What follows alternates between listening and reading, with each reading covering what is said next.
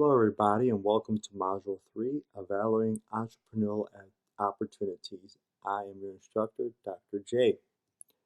So, in this module, the learning objectives for Module 3 are apply analytical skills to assess how the nature of entrepreneurial environment can influence entrepreneurial outcomes, and apply the right tools to do impactful analysis to evaluate the entrepreneur and other business opportunities. So an overview of what we will talk about in this module is the types of economies, idea screening process, and levels of analysis for your opportunity. So in the previous module, we talked about how to recognize an opportunity. Now we're going to evaluate those opportunities.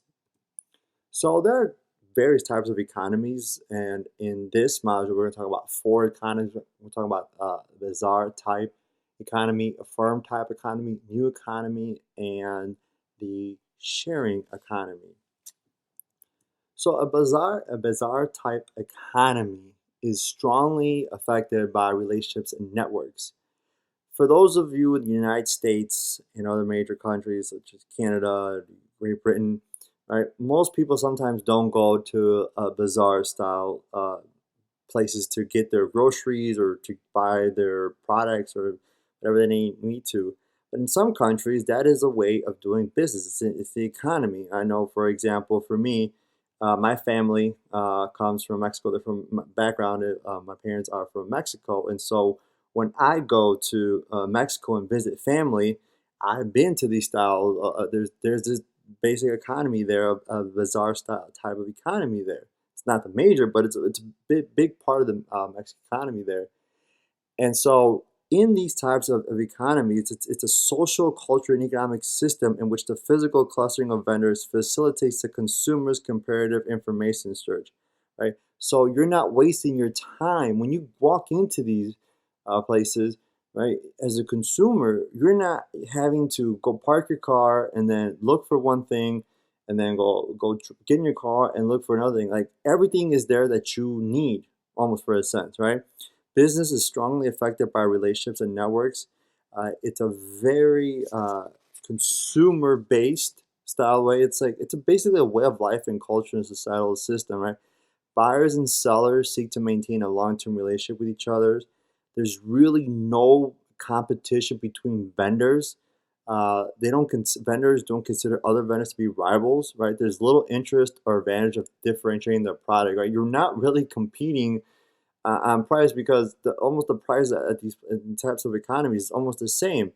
And the thing about these types of economies, like you can negotiate, right? Prices are established through negotiation, right? With buyers often making the first offer of a price. So competitive tensions are between buyers and sellers rather than between sellers, right?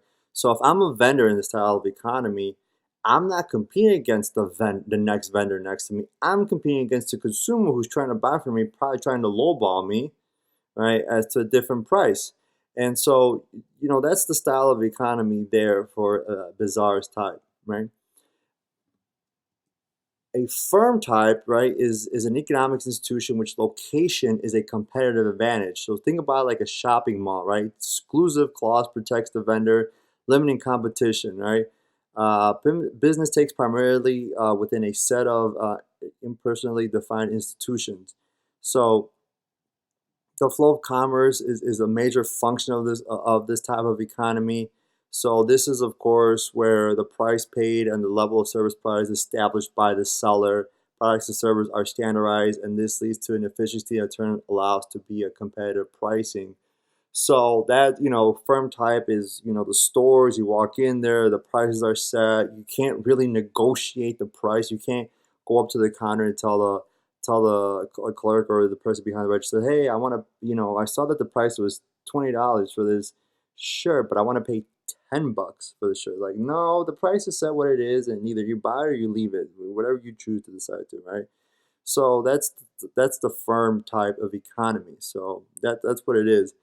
The new economy, right, is focused on establishing relationship with the customer, right? The new economy is a culture and economic system in which the virtual clustering of vendors facilitates the consumer's comparative information search by limiting displacement time, right? So, of course, it's all by relationship and networks. So, in this style, the focus is shifted back towards establishing relationship with consumers, right? So that's what it is. The internet has become a medium through which transactions occurs, reducing, the searching for items, right? So now this is more of a personalized economy. Individuals can look and search for different prices over the internet now. A lot of companies are establishing relationship with consumers by, you know, get a membership or earn points through our, after you buy a certain amount of either airline tickets, or you build airline miles. If you rent so many cars through a rental service, you'll get a free rental or whatever it may be. So that they're building with consumers, they're building a relationship with the customer, right? And a sharing economy, which is a trend that has been popping up lately, because of new information technologies have enabled new developments in this area. Um, it's an economy where it involves individuals and businesses seeking new ways to share underutilized resources and develop new business models that focus on selling the use of something rather than selling the item itself.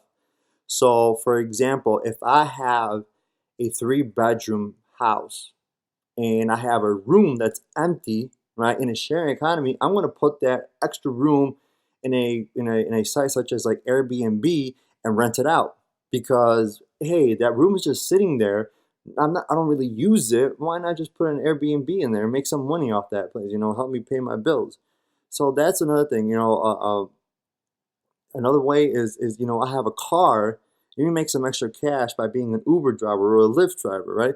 That's the we're doing something now to underutilize what we have and pay something, and earn some type of money. So, in a sharing economy has also allowed us as a consumer to take more control of getting to our destination. Now with Lyft and Uber, right, we can get to where we want much quicker than having to rely on waiting an hour more for a taxi or taking public transportation, right? Also, sharing economy has made it much better. Like we can go to distant locations and not have to worry about paying for expensive hotel now.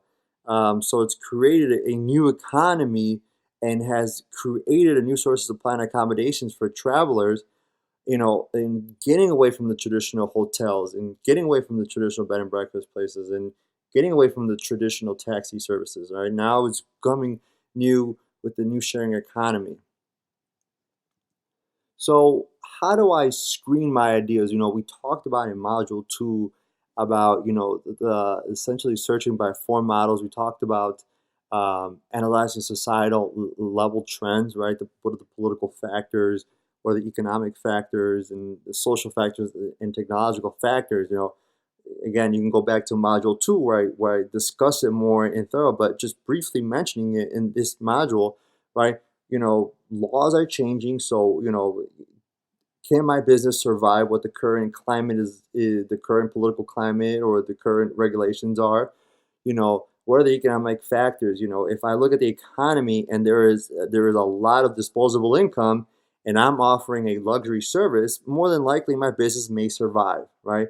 Or if there's a downturn in the economy, right, like we had in 2008, where people aren't spending much money, right, and I have a luxury service, my business may suffer and it may not survive. There may not be opportunity for me right now. Right? What are societal factors? People right now at this day and age are all about healthy living, right? So I have to go into that, I have to take that into consideration. And what is the technology available to me? If I'm coming up with a business to, fix typewriters, I don't know many people who have typewriters anymore who rely on those things. So maybe your business is not going to work, So look at those factors. Uh, Another one to look at, of course, is you have to the industry level opportunities, right? Use an appropriate tool like the Porter's Five Forces model to analyze the industry by considering competitive rivalry between firms in industry, threats of new entrants to the industry, threat of substitutes, supply power, and buying power. And of course, analyze the market level trends, right? So, like a market profile analysis, you have to analyze, your proposed position within the industry. Right? You have to ask yourself questions: How attractive is the market? What is the current size of the market? What size will it become? what is the expected growth rate, what stage of the development cycle is the market.